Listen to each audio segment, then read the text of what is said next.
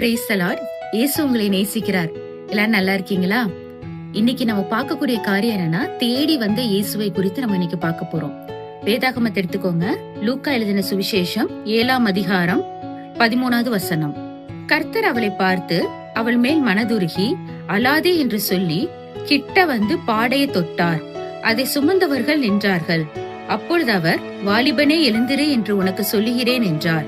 மரித்தவன் எழுந்து உட்கார்ந்து பேசத் தொடங்கினான். அவனை அவன் தாயின் இடத்தில் ஒப்புவித்தார். ஏசப்பா நாயின்ற ஊருக்கு போறாங்க. அங்க போகும்போது இந்த சம்பவம் நடக்குது. என்னன்னா, இந்த ஸ்திரீ ஒரு விதவை ஸ்திரீ. அவளுக்கு இருக்கிற ஒரே பையன் மரிச்சு போயிட்டாங்க.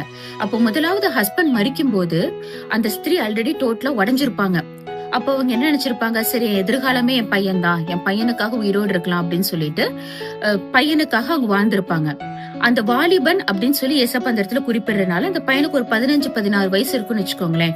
அதுவரை அந்த பையனை அவ்வளவு தூரம் நல்லா பார்த்து வளர்த்திருப்பாங்க. கடைசியில பார்த்து அந்த பையனும் தவறிட்டாங்க.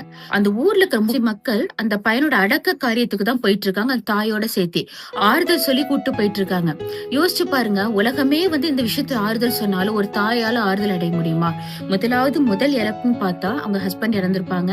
ரெண்டாவது இப்ப அவங்க பையனும் இறந்துட்டாங்க. இதுல ஒரு வரி இருக்கும் பாத்தீங்களா, கர்த்தர் அவளை பார்த்து மனதுருகுகிறார். அப்ப நம்ம தேவன் ஒரு மனதுருகுகிற தேவன்.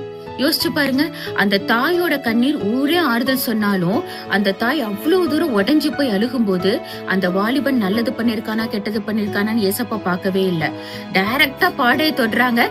கடைசியில் அழகான ஒரு வரி என்ன பாருங்க, அவனை அவன் தாயின் இடத்தில் ஒப்புவித்தார். பாடையை தொட்டு அந்த தாயோட கண்ணீரை தொடச்சிட்டு அந்த தாய் கிட்ட அந்த மகனை ஒப்படைச்சிட்டாரு. இதாங்க நம்ம ஏசப்பா. கூட நிறைய பேர் நிறைய காரியத்துக்காக நம்ம அழுதுகிட்டு இருக்கலாம். நம்ம பசங்களோட ரட்சிப்புக்காக அழுதுட்டு இருக்கலாம், கணவரோட ரட்சிப்புக்காக அழுதுட்டு இருக்கலாம்.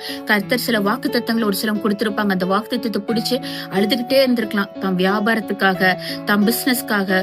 ஒருவேளை நம்ம கூட இருக்கிறவங்க நோய்வாய்ப்பட்டு படுத்திருந்தாலோ, இல்ல நம்ம அதிக பலவீனத்தால என் வாழ்க்கை இந்த பலவீனத்தோடய முடிஞ்சு போயிருமோ அப்படின்ற ஒரு எண்ணத்துல கூட நிறைய பேர் அழுதுகிட்டே இருக்கலாம்.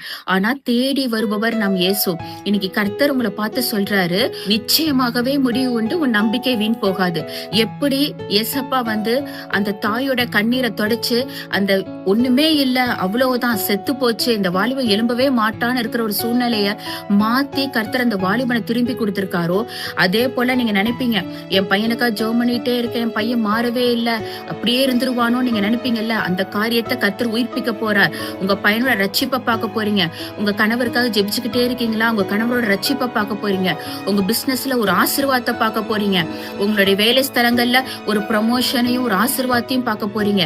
நீங்க ஒருவேளை ரொம்ப பலவீனமா இருக்கு, என் வாழ்க்கை இப்படியே போயிருமோன்னு நினைக்கிறீங்களா? உங்க பலவீனத்தை கர்த்தர் மாற்ற வல்லமை உள்ளவரா இருக்கிறார். ஏன்னா வானத்தையும் பூமியும் உண்டாக்கின கர்த்தரை நீங்க விசுவாசிக்கிறீங்க.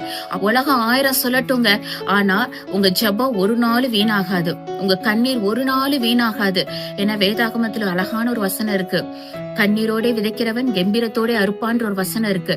கண்களை மூடி ஜெபிப்போமா?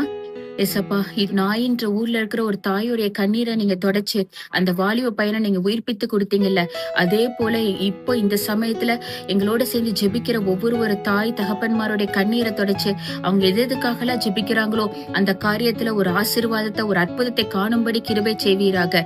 இயேசு கிறிஸ்துவின் நாமத்தில் ஜெபிக்கிறேன் பிதாவே, ஆமேன். God bless you.